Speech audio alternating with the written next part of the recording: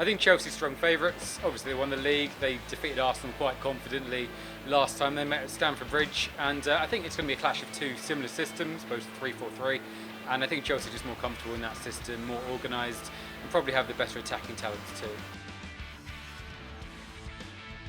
I'd be very surprised if they moved away from that. They only lost one game with that system, which was away at Tottenham. It seems to be working well for them, even in the semi-final against City. They just looked organised. They look very compact at the back. This is their biggest test, though. Well, I think it's certainly been inspired by Conte, maybe to a certain extent with Pochettino. I mean, the ironic thing is that Chelsea only switched to that system when Arsenal beat them 3-0 at the Emirates, and Chelsea moved towards that system. And I think in the end, 17 of the 20 Premier League clubs moved to 3 at the back at one stage or another, which, when you compare it with a few years ago, when literally everyone was playing a back four, it's been quite a turnaround.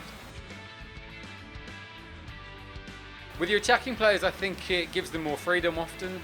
You look at someone like Eden Hazard, he doesn't like tracking back, he doesn't like moving back with the opposition right back. In this system, he doesn't really have to. Alonso can deal with that. If not, they've got Cahill who can sweep out behind. So it gives them a little bit more freedom, and I think also means they can drift inside.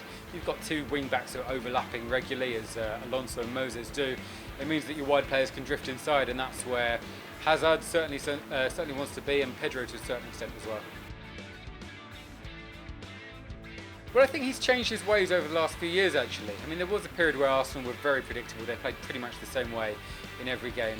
I think more recently you started to see him switching between 4-3-3 and 4-2-3-1.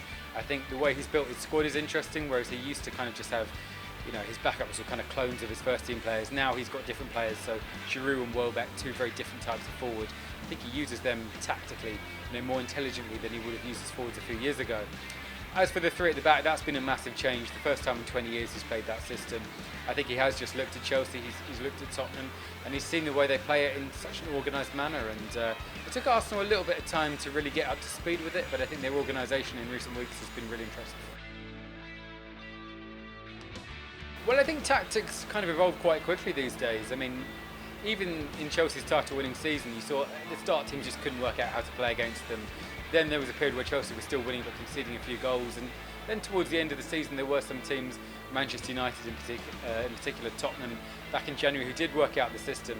And I think these days managers need to evolve very quickly. They need to keep coming up with new ideas.